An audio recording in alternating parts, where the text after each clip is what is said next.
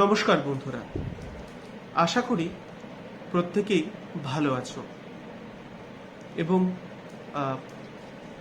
দুর্গাপুজো এবং কালী পুজো, দীপাবলি খুব আনন্দ সহযোগেই কাটাচ্ছ বা কাটিয়েছ। এখন আমাদের সবথেকে গুরুত্বপূর্ণ বিষয় হলো বোর্ডের এক্সাম। সিবিএসই বোর্ড 20 তারিখে আমাদের ডেট ঘোষণা করেছে, দিনক্ষণ ঘোষণা করেছে বাংলা পরীক্ষার। তাই 20 নভেম্বর তোমাদের তোমাদের জীবনের সবথেকে গুরুত্বপূর্ণ একটি পরীক্ষার প্রথম পরীক্ষা হতে চলেছে এবং এবার পরীক্ষার প্যাটার্ন এমসিকিউ প্যাটার্ন। এটা নিয়ে আমি একটা আলাদা ভিডিও বানাবো এমসিকিউ নিয়ে, সেটা এই ভিডিওর চর্চার বিষয় এখন রাখছি না। যদি তোমরা বলো তাহলে অবশ্যই একটা এমসিকিউ প্যাটার্নের উপর কোশ্চেন অ্যান্সার ডিসকাস করে একটা ভিডিও রাখা যাবে। সেখানে বোর্ডের স্যাম্পল কোশ্চেন পেপারের সঙ্গে সঙ্গে আরও কিছু প্রশ্নোত্তর আলোচনা করা হবে। যদি তোমরা চাও তাহলে সেটাও তোমাদেরকে আমি করিয়ে দেব। কিন্তু আজকে আমাদের মুখ্যত বিষয়বস্তু হচ্ছে 20 তারিখের পরীক্ষার জন্য যেই জিনিসটা বেশিরভাগ যে বিষয়টা, বিষয় বললে যে অধ্যায়গুলো বেশিরভাগ ছাত্রছাত্রীরা ভয়ে এড়িয়ে যায়, সেই চ্যাপ্টারগুলোর উপর একটু দেখা গুরুত্ব দেব। এইরকমই একটা চ্যাপ্টারকে আমরা গুরুত্ব দেবো আজকে। চ্যাপ্টারটার নাম হলো ব্যঞ্জন সন্ধি। ব্যঞ্জন সন্ধি আজকের বিষয়। কিন্তু ব্যঞ্জন সন্ধিকে বুঝতে গেলে প্রথমে আমাদের বুঝতে হবে যে কাকে সন্ধি বলে, সন্ধি কাকে বলে। বেশিরভাগ জনের সন্ধি সম্পর্কে যে ধারণাটা রয়েছে সেটা হচ্ছে বর্ণের সঙ্গে বর্ণের মিলনকে সন্ধি বলা হয়। অবশ্যই বর্ণের সাথে বর্ণের মিলনকে সন্ধি বলে, কিন্তু বর্ণের সঙ্গে বর্ণের মিলনকে সন্ধি বলে এটা অসম্পূর্ণ সংজ্ঞা। যদি আমরা বলি যে ধরো যদি বলি মিষ্টযুক্ত অন্ন কিংবা হিমযুক্ত আলয়, তো সেখানে শুধুমাত্র বর্ণের সঙ্গে বর্ণের মিলন হচ্ছে না, পূর্বে পদের সঙ্গে পরের পদের বর্ণের সঙ্গে বর্ণের মিলন হচ্ছে। এখানে পদের সঙ্গে পদের মিলন হচ্ছে না সেই অর্থে। পদের সঙ্গে পদের মিলনের ব্যাপারটা আবার আলাদা একটি ব্যাকরণের অধ্যায়ের বিষয়বস্তু, সেটা আলাদা জিনিস, সেটার পরে আমরা আলোচনা করব। কিন্তু এখন কথা হলো যেটাকে আমরা বলে থাকি বর্ণের সাথে বর্ণের মিলন, সেটা সম্পূর্ণ অসম্পূর্ণ সংজ্ঞা। এবং এই বিষয়টার উপর জোর দিতে গেলে তোমাদেরকে এটা জানতে হবে বর্ণের সাথে বর্ণের নয়। যখন দুটি পদের পূর্বপদের প্রথম বর্ণের পূর্বপদের শেষের বর্ণের সাথে পরের পদের প্রথম বর্ণের মিলন হয়, তখন সেই প্রক্রিয়াকে বলা হয় সন্ধি। আমি আরেকবার বলছি, যখন দুটি পদের বা পাশাপাশি অবস্থিত দুটি পদের বা পাশাপাশি সম্পর্ক রয়েছে বা পাশাপাশি সম্বন্ধযুক্ত দুটি পদের প্রথম পদের শেষের বর্ণের সাথে পরের পদের প্রথম বর্ণের মিলন হয় এবং তার ফলে একটি নতুন শব্দ সৃষ্টি হয়, সেই প্রক্রিয়াটাকে সন্ধি বলা হয়। তো সন্ধিটাকে যতটা আমরা সহজ বলে মনে করছি, ততটা সহজ আমাদের বোধগম্য না হতে পারে। এবার ঘটনা হলো যে আমি তো একটা সংজ্ঞা দিলাম, কিন্তু সংজ্ঞাটাকে বুঝতে হবে উদাহরণ সহযোগে। যদি আমরা উদাহরণ দিই, ধরো একটা অন্য উদাহরণ দিই, রমেশ, রমাযুক্ত ঈশন। রমেশের রমা হচ্ছে কি, রমা শেষে কি বর্ণ রয়েছে? আটা একটি স্বরবর্ণ। ঈশের প্রথমে কি বর্ণ রয়েছে? দীর্ঘই। দীর্ঘইটা একটি স্বরবর্ণ। তাহলে স্বরবর্ণের সঙ্গে স্বরবর্ণের মিলন হচ্ছে এবং স্বরবর্ণ সৃষ্টি হচ্ছে কি? এ। আয়ের সঙ্গে দীর্ঘই যুক্ত হয়ে তৈরি হলো এ। তাহলে এখানে কি হলো না, দুটো স্বরবর্ণ মিলে একটি কি করলো? স্বরবর্ণ সৃষ্টি করলো। যখন দুটি স্বরবর্ণ মিলে একটি স্বরবর্ণ সৃষ্টি করে তখন সেই পুরো প্রক্রিয়াটাকে, অর্থাৎ সন্ধি বিচ্ছেদ অবস্থায় থাকা থেকে সন্ধিযুক্ত অবস্থায় থাকা অবধি এই যে প্রক্রিয়াটা, এই প্রক্রিয়াটাকে বলা হয় সন্ধি। মানে বিচ্ছিন্ন অবস্থায় রয়েছে, জুড়ে গিয়ে কি হচ্ছে, সন্ধি হচ্ছে। এবার যদি আমরা সন্ধির আলোচনাতে যাই, তাহলে বাংলা ব্যাকরণে বা বাংলা ভাষায় দুরকম ভাবে সন্ধিকে পড়া হয়। এক রকম হচ্ছে যেটা হচ্ছে আমরা বলি সংস্কৃত সন্ধি, এটাকে আমরা বলি সংস্কৃত সন্ধি। আরেক ধরনেরকে বলা হয় বাংলা সন্ধি। এবার সংস্কৃত সন্ধি সাধারণত স্বরসন্ধি এবং ব্যঞ্জন সন্ধির ক্ষেত্রে রয়েছে এবং বাংলার ক্ষেত্রেও রয়েছে। বিসর্গ সন্ধি ব্যাপারটা পুরোপুরি আলাদা, সংস্কৃত নির্ভর। তো এখন কথা হলো যে আজকে আমরা যেহেতু ব্যঞ্জন সন্ধি পড়ব, তাই সন্ধির পরে পরে আমরা যে জিনিসটা আমরা শিখব বা জানবো বা আরেকবার মনে করে নেব, সেটা হলো ব্যঞ্জন সন্ধির সংজ্ঞা। দেখো, ব্যঞ্জন সন্ধির সংজ্ঞা আমি যেভাবে বইতে দেওয়া থাকে সেভাবে আর দিচ্ছি না, কারণ তোমরা অলরেডি বইতে পড়েছো, নতুন করে আমার কিছু জানানোর নেই এখানে। কিন্তু যেটা আমি বলতে চাইছি, যদি আমি সংজ্ঞাটাকে ভাঙি তাহলে কি কি বিষয় পাওয়া যায়। প্রথমত, এখানেও দুটো বর্ণ কি হচ্ছে, দুটো পদ কি হচ্ছে, পাশাপাশি বসে আছে, পরস্পর সম্পর্কযুক্ত দুটি পদ। প্রথম পদের শেষের বর্ণটা হচ্ছে ব্যঞ্জন বর্ণ, পরের পদের শেষের বর্ণটা স্বরবর্ণ হতে পারে, ব্যঞ্জন বর্ণ হতে পারে।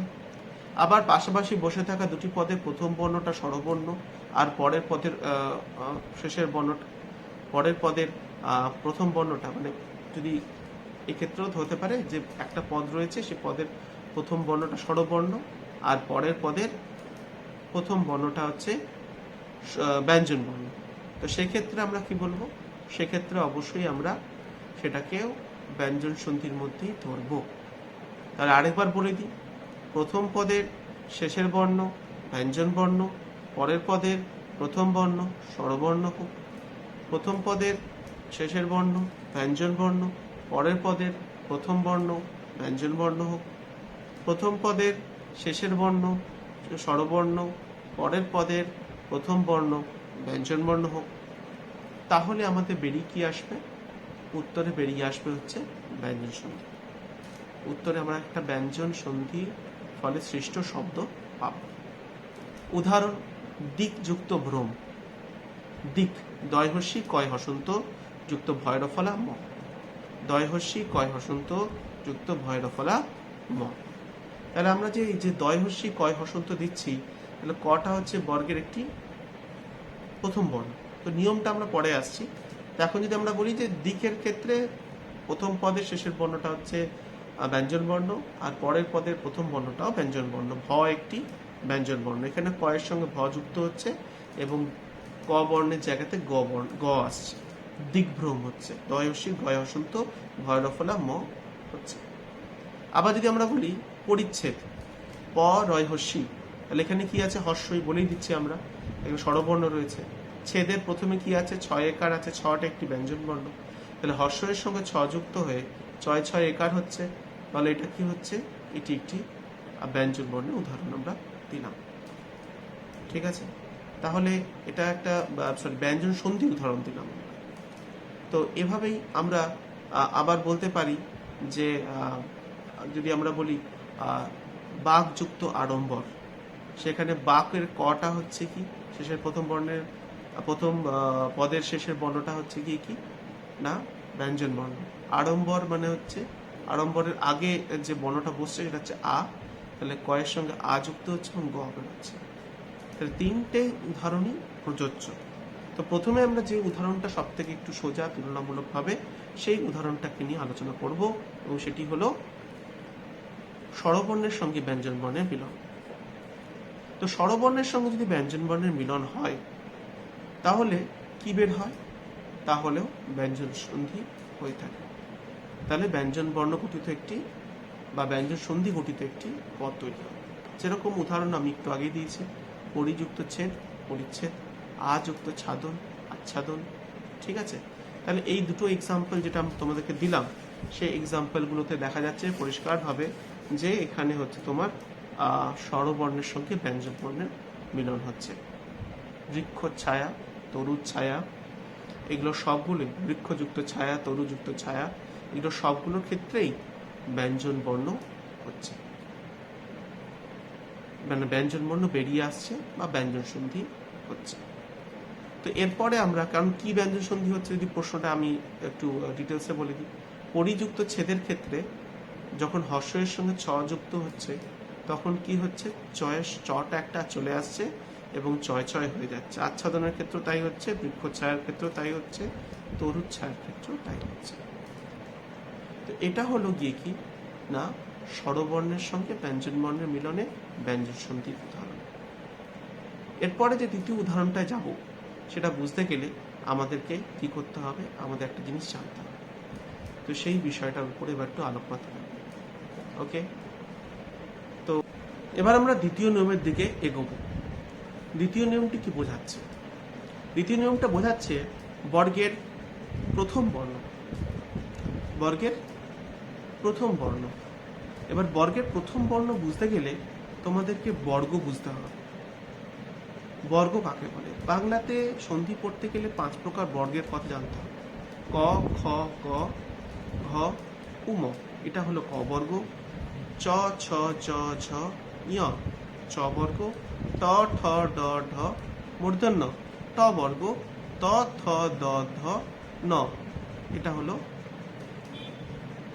ত বর্গ। প, ফ, ব, ভ, ম হলো প বর্গ। তাহলে যখনই তোমাকে বলবে যে বর্গের প্রথম বর্ণের সঙ্গে স্বরবর্ণ যুক্ত হলে বর্গের তৃতীয় নম্বর বর্ণ বেরিয়ে আসে, তখন তোমাকে বুঝে যেতে হবে এখানে ক বর্গের প্রথম বর্ণ ক, চ বর্গের প্রথম বর্ণ চ, ত বর্গের প্রথম বর্ণ ত, ঠ বর্গের প্রথম প বর্গের প্রথম বর্ণ ক এর কথা বলছে, যাদের সঙ্গে স্বরবর্ণ যুক্ত হলে কি হয় না, বেরিয়ে আসে হচ্ছে বর্গের তৃতীয় বর্ণ। যেরকম একটি উদাহরণ যদি আমি বলি, বাক যুক্ত আড়ম্বর। কটা হচ্ছে গিয়ে কি বর্গের কি, বর্গের প্রথম বর্ণ। কয়ের সঙ্গে যদি আড়ম্বর আ যে যুক্ত হয়েছে, তাহলে কি হচ্ছে, কয়ের সঙ্গে আ যুক্ত হচ্ছে, আটা একটি স্বরবর্ণ, এবং যুক্ত হয়ে গিয়ে কি ক বর্গের তৃতীয় বর্ণ কি হচ্ছে গ যুক্ত হচ্ছে, এবং উচ্চারণ হচ্ছে কি বাগাড়ম্বর। বাগাড়ম্বর, কয়ের জায়গাতে গ চলে এসে এবং বাগাড়ম্বর উচ্চারণ হচ্ছে, বাঘ যুক্ত হবে। একই রকম ভাবে যদি আমরা বলি বাক যুক্ত ঈশ্বরী, কয় হসন্ত যুক্ত ঈশ্বরী দীর্ঘই, তাহলে কয়ের সঙ্গে দীর্ঘই যুক্ত হলে কি হয়, গ হয়। তাহলে বাক যুক্ত ঈশ্বরী বাগীশ্বরী, বাক যুক্ত ঈশ্বরী বাগীশ্বরী। তাহলে আমরা কি বুঝলাম এই দুটো উদাহরণের মধ্যে দিয়ে, যে ব্যঞ্জন বর্ণের সঙ্গে যদি স্বরবর্ণ যুক্ত হয়, ব্যঞ্জন বর্ণ মানে কোনটা, বর্গের প্রথম ব্যঞ্জনের সঙ্গে যদি স্বরবর্ণ যুক্ত হয়, তাহলে সেই বর্ণের কি হয়, তৃতীয় ব্যঞ্জন বসে। তো এখন আমরা যেটা দেখব, আরো কিছু এক্সাম্পল দেখব। যেরকম ধরো যদি বলে পৃথক যুক্ত অন্ন, পৃথক যুক্ত অন্ন, পয়রি থ ক। আমার সঙ্গে সঙ্গে লেখো, সবসময় দেখানো সম্ভব নয়, কিন্তু আমি যেটা বোঝানোর চেষ্টা করছি যে একটু লেখো, খাতার মধ্যে নোট ডাউন করো, তাহলে বই তোমাদের কাছে প্রত্যেকেরই আছে, তাই আমার কাছে শুধু নিয়মটা বোঝা, বাকি উদাহরণ তোমরা বই থেকেও পাবে। পৃথক যুক্ত অন্ন, পৃথক অন্ন, পৃথক যুক্ত অন্ন, পৃথক অন্ন। একই রকম ভাবে যদি বলে যে নিচ মূর্ধন্যয় হস্যি চয় হসন্ত যুক্ত অন্ত, তাহলে কি হবে, নিজন্ত। একই রকম ভাবে যদি আমরা বলি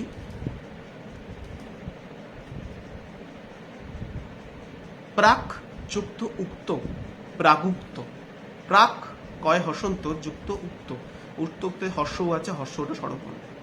তাই দ্বিতীয় যে নিয়মটা আমরা খুব ভালো করে শিখলাম, যেখানে আমরা দেখলাম যে আমরা খুব পরিষ্কার হয়ে দেখতে পাচ্ছি যে ক বর্গের প্রথম বর্ণের সঙ্গে বর্গের স্বরবর্ণ যুক্ত হচ্ছে এবং বর্গের তৃতীয় ব্যঞ্জন বের হচ্ছে। যদি তোমাদের কোনো ডাউট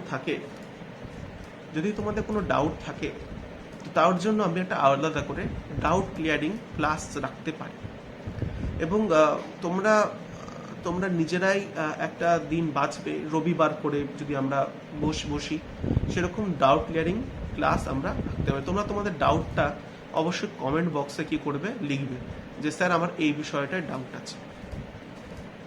সূত্র ধরে কিন্তু, সূত্র ধরে নিয়ম ধরে যেগুলো আমি পড়ে যাচ্ছি, সেখানে যদি কোনো ডাউট থাকে, কোনো পয়েন্ট বুঝতে অসুবিধা হয়, তাহলে অবশ্যই আমাকে বলবে। আমি উইকলি বেসিসে একবার 10 মিনিটের মতো করে ক্লাসে তোমাদেরকে সেই ডাউট, 10 থেকে 15 মিনিটের ক্লাসে সেই ডাউটগুলো আমি তোমাদেরকে বোঝাবো। আন্ডারস্টুড? বুঝতে পেরেছো প্রত্যেকে? আশা করি তোমরা বুঝতে পারছো। ধন্যবাদ। এবার কথাটা হচ্ছে কি না, এবার তৃতীয় যে নিয়মটাতে আমরা যাব, তৃতীয় যে নিয়মটা আমরা শিখবো এখন, সেই নিয়মটা কিন্তু খুব গুরুত্বপূর্ণ। সেই নিয়মটা ভীষণ গুরুত্বপূর্ণ। এখান থেকে অনেক প্রশ্ন আসে, এখান থেকে অনেক প্রশ্ন দেয় প্রশ্নকর্তা। অ্যাটলিস্ট 2 থেকে 3টে তো তুমি কমন পাবেই এখান থেকে। তো সেই প্রশ্নটা হচ্ছে, সেই পয়েন্টটা হচ্ছে 3 নম্বর পয়েন্ট। এটা হচ্ছে ব্যঞ্জন বর্ণের সঙ্গে ব্যঞ্জন বর্ণের মিলন। তবে এই একটা সুবিধা আছে, সুবিধা হলো যে আগে যে নিয়মটা আমরা শিখলাম তার সঙ্গে এর একটা ভীষণ রকম কি রয়েছে, মিল রয়েছে। কিরকম মিল রয়েছে সেটার দিকে একটু তাকাই। ঠিক আছে, দেখো, যেটাকে আমরা বলি হচ্ছে ব্যঞ্জন বর্ণ। ব্যঞ্জন বর্ণ বলতে আমরা এখানে প্রথমে বর্গের প্রথম ব্যঞ্জনকে দেখব। যখন বর্গের প্রথম ব্যঞ্জনের সঙ্গে বা ব্যঞ্জন বর্ণের সাথে যদি বর্গের তৃতীয়, চতুর্থ কিংবা পঞ্চম ব্যঞ্জন যুক্ত হয়, আবার বলছি, বর্গের প্রথম ব্যঞ্জনের সাথে যদি বর্গের তৃতীয়, চতুর্থ ও পঞ্চম ব্যঞ্জন যুক্ত হয়, তাহলে বর্গের প্রথম ব্যঞ্জনের জায়গায় ওই বর্গের তৃতীয় ব্যঞ্জন বসে। উদাহরণ কি হতে পারে? বাক যুক্ত দেবী, বয় আকার কয় হসন্ত যুক্ত দেবী।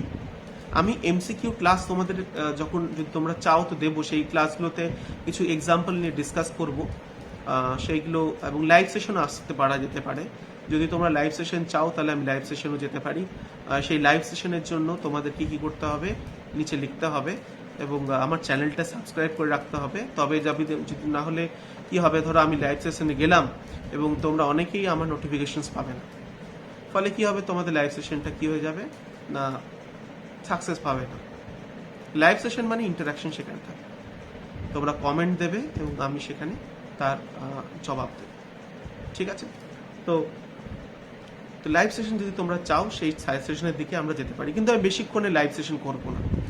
ডিপেন্ডস, যদি ডাউট বেশি থাকে বা অনেকে তোমরা জুড়ছো, তখন বাড়ানো যেতে পারে। মোটামুটি ম্যাক্সিমাম আধ ঘন্টা লাইভ সেশন। ওকে, সো কারণ সময় দেখতেই পাচ্ছ, সময়ের একটু অভাব রয়েছে, তো সেই জন্য আধ ঘন্টার লাইভ সেশনে যাওয়াটা বেটার। সো এখন কথাটা হচ্ছে, আমরা ফিরে আসি উদাহরণে। দিক যুক্ত ভ্রম যদি আমরা বলি, তাহলে দয়হস্যি কয় হসন্ত। বাঘযুক্ত দেবীতে কয়ের হসন্তের সঙ্গে দ যুক্ত হচ্ছিল, ক আর দয় যুক্ত হয়ে ক বর্গের তৃতীয় ব্যঞ্জন কোনটা, গ এসছে। বাঘ দেবী, বয়াকার গয় হসন্ত যুক্ত দেবী। ঠিক সেভাবে দিকভ্রমে কি হবে, দয়হস্যি কয় হসন্ত আছে, ক হচ্ছে বর্গের প্রথম ব্যঞ্জন, তার সঙ্গে প বর্গের চতুর্থ ব্যঞ্জন ভ তার সঙ্গে যুক্ত হচ্ছে, এবং যুক্ত হয়ে কি হচ্ছে না, কয়ের জায়গাতে গ আসছে, কয়ের জায়গাতে গ আসছে, এবং তৈরি হচ্ছে কি না ব্যঞ্জন শব্দ। এটার এক্সাম্পল কিছু যদি আমরা পড়ি, যেমন ধরো যদি বলে ঋগ্বেদ, কয় হসন্ত, রয় রি কয় হসন্ত যুক্ত বয়কার দ, তাহলে ক আর বয়ের সঙ্গে যুক্ত হয়ে ক বর্গের তৃতীয় ব্যঞ্জন গ বসছে। এরকম ভাবে ষড়যন্ত্র, এটাও খুব ইম্পর্টেন্ট। ষট যুক্ত যন্ত্র, মধ্যন শয়ের টয়, টয়ের সঙ্গে অন্তঃস্থ যুক্ত হলে কি হয়, ডয় শূন্য র বেরিয়ে আসে। এটা আলাদা একটা নিয়ম, ষড়যন্ত্রতে আসছি আমি। আচ্ছা, একই রকম ভাবে এই তৃতীয় নম্বর নিয়মটার সঙ্গে আরেকটা নিয়ম যুক্ত রয়েছে, সেটাকে আমরা বলছি কি নিয়ম, সেটাকে আমরা একটু আলোচনা করব। সেটা হচ্ছে বর্গের প্রথম বর্ণের সঙ্গে যদি জ র ল এই ব্যঞ্জন বর্ণগুলো যুক্ত থাকে, তাহলে বর্গের কি হয়, তৃতীয় ব্যঞ্জন হয়। যেরকম উদাহরণ হচ্ছে ষড়যন্ত্র, ষট যুক্ত যন্ত্র, টয়ের সঙ্গে অন্তঃস্থ যুক্ত হয়েছে এবং ডয় শূন্য র হয়েছে। ষড়ানটা হচ্ছে দ্বিতীয়টার উদাহরণ।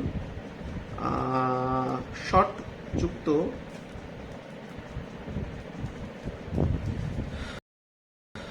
যুক্ত যদি আমরা দর্শন বলি, তাহলে কি হবে, এটা আবার টয়ের সঙ্গে দ যুক্ত হচ্ছে এবং ট হচ্ছে বর্গের প্রথম বর্ণ, দ হচ্ছে বর্গের তৃতীয় বর্ণ এবং ট বর্গের তৃতীয় বর্ণ কোনটা? ড এর জায়গা থেকে ঢ শূন্য ঢ। এই ড আর কিন্তু ড এর কিন্তু রিপ্লেসমেন্ট সন্ধির ক্ষেত্রে ঢ শূন্য ঢ।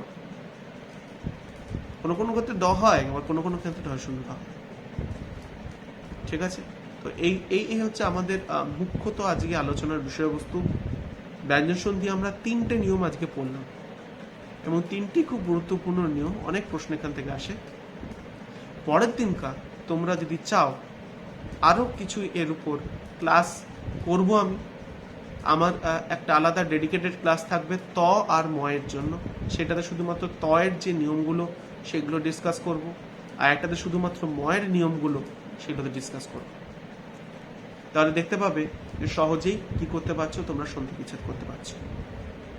তো তোমরা যদি এর যে দ্বিতীয় ভাগ, ব্যঞ্জন সন্ধি যদি দ্বিতীয় ভাগের জন্য ইন্টারেস্টেড থাকো বা শিখতে চাও, তাহলে অবশ্যই কমেন্ট বক্সে এর দ্বিতীয় ভাগ বলে তোমরা লিখো, তাহলে আমি ইচ্ছা প্রকাশ করব এর দ্বিতীয় ভাগ বানানোর কথা। তোমাদের সঙ্গে এভাবে ক্লাস করতে, অনলাইন ক্লাস করতে ভালোই লাগবে আমার। কারণ হচ্ছে যে এই বিগত মানে সবারই কিছু শিক্ষা হয়, তো এই শিক্ষার মধ্যে অনলাইন ক্লাস আমাদের সকলের কাছেই একটা অন্যরকম শিক্ষা, যেখানে আমাদের দিগন্ত খুলে গেছে। এখন আমরা কোনো একটা শহরে বসে কোনো এক বিশেষ মানুষের কাছ থেকেই কোনো ব্যাকরণ শিখছি না, দিগন্ত উন্মোচিত হয়েছে। আমরা প্রত্যেকেই দিগন্তের সেই মহাবিশ্বের সেই বিভিন্ন স্থান থেকে, বিভিন্ন মানুষের কাছ থেকে আমরা কি করতে পারি? ব্যাকরণ শিখতে পারি। সুতরাং এই কথা দিয়েই আমি কি করছি, আমার আজকের ক্লাস শেষ করছি। যদি আজকের ক্লাসটা ভালো লাগে তাহলে অবশ্যই একটা লাইক দিও, কমেন্টে দ্বিতীয় ভাগ লিখো। এই বলে আমি আজকে আমার ক্লাস শেষ করছি। ধন্যবাদ প্রত্যেকের ভিডিওটি দেখার জন্য শেষ অবধি। বাই।